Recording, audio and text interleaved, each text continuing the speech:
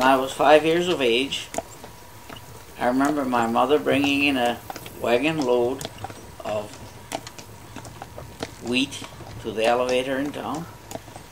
Partway into town, the box was designed with a dual end gate, and the lower section of the end gate bulged out, pushed out, and the grain nearly disappeared. And we had to spend a considerable time scooping the grain ahead at that time to push that end gate back into place and then proceed into town. When we arrived in town, we crossed on the east old crossing in Cupar here to the elevator, and the train happened to come in. And the noise was irritable to our horses because the horses just started to stampede. And we had an awful time getting the horses settled down so that we could get that load of grain unloaded and get ready to go back home again. Celebrating the past, memories, stories, experiences. All these people have relevant things to say, even though they may not be convinced of that. And a lot of the stories are all very similar, but they intertwine nicely. So I think it'll be a wonderful thing to try and piece them all together and put the... Basically, you're going to take their stories and put some sounds that are applicable for the period that they're talking about, or the subject matter, like threshing, or whistles of different tractors, or trains coming in, first train, different stories about the war, whatever is relevant to them, basically. It's an audio project, is that correct? Yeah, maybe. We moved out here about 7 years ago, and people were talking, and they were saying, we should record this fellow or this fellow, and then, then a year goes by and that fellow passes away, and then the stories are gone, and chances are they never wrote them down. So that, oral history isn't lost, because books don't really do it justice. When you hear the person talk, and you see the expressions, and you see, how much it meant to them. In the 30s, we hauled water from McKinnon's. Very often it was scruffy and green if it was low.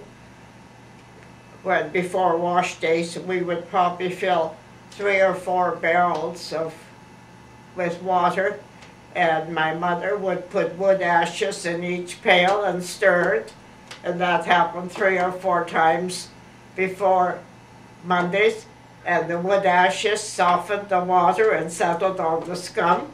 Then we would take that water off. It was relatively clear and clean. We'd strain it, we'd heat it for washing, and washing was done by hand on the washboard in those days.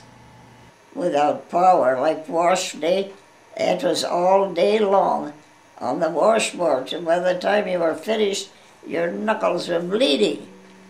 And then to try and, especially in winter, try and get that stuff dry, maybe 20 below zero, and you're out there hanging clothes into that cold. Times were tough. People nowadays have no idea how hard it was. How hard, especially the women, how hard they had to work. We had dust storms like you wouldn't believe. It would start and blow for about 3 days. There would be dust on the windowsills.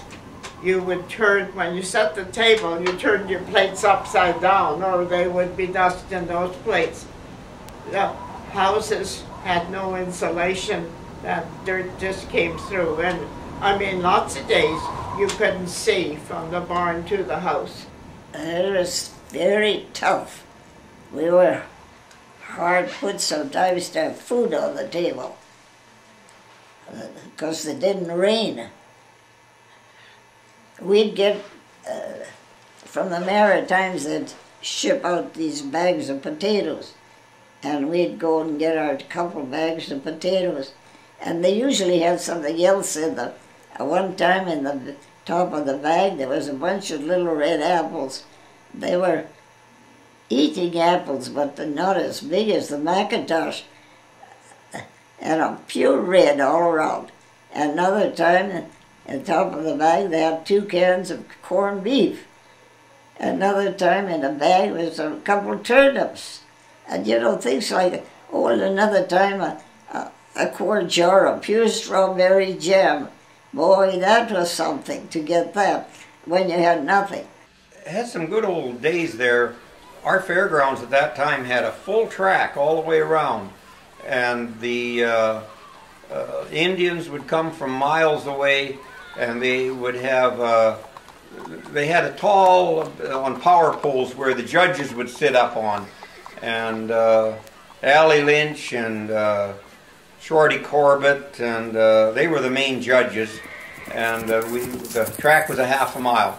And that was a big attraction on July the 1st, usually always, and there was hundreds and hundreds of people would come there, and they had ball games and whatnot, but the horse races was the big thing. There's quite a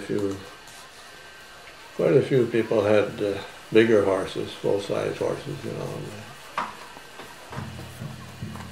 Some of our neighboring Indians had their horses that bring them in. They're usually the ones that won the races. Ones our neighbors had were too fat or something. Nearly everybody played ball and played hockey. And that was the big thing, you know. And sports days were great. You'd play ball, you'd ride horses, you'd go running and high jump and hop, skip and jump and everything to make a nickel, you know. You were saying they fished with a pitchfork? Yeah, fish. With a pitchfork? Yeah. You know, when the creek wasn't that deep, you know, it was running on, and there was in our field over there was big stones in the bottom of the creek, and that's, they used to like to, they said the fish used to like to stay there and kind of warm or rest or whatever, and they would go, if they could go there quiet and put the pitchfork under the fish, they would just step it out from there. And once it flips out on the ground where the fish couldn't swim. I heard about Prairie Echo, and I think I found out about it on the second last day that when the proposals had to be in, and I went, oh, hey, this is sort of what I'm doing. Like that. And Commonweal is a non-profit organization that helped fund this project and have been nothing but supportive, and I'm really lucky to find them. And they suggested that, and actually Wes Bailey at the museum said that might be a nice thing to show them something. At that time, I was thinking just having a tea and stuff, but you know, I think everybody's curious as to what they said, and they've probably even forgot. Keep in mind when you watch this, this was for an audio project. It will, I hope, barring funding, become a larger film about Q Park, and that's why I videotaped everybody while I was doing it. And this is probably the best way to show you guys, you know, how you did. Grab some food, get yourself all ready to watch some TV, and we got about a half-an-hour video to watch. Because even when you caught the 30 or 40 gophers, there was still a whole bunch of gophers around. Whereas later on the gopher population went down. There's hardly any gophers around now, but at that time that was unreal. There was gophers everywhere. So you would get gopher tails? Oh yeah, you take the gopher tails and you get, I don't know, 1 or 2 pennies a piece for tails.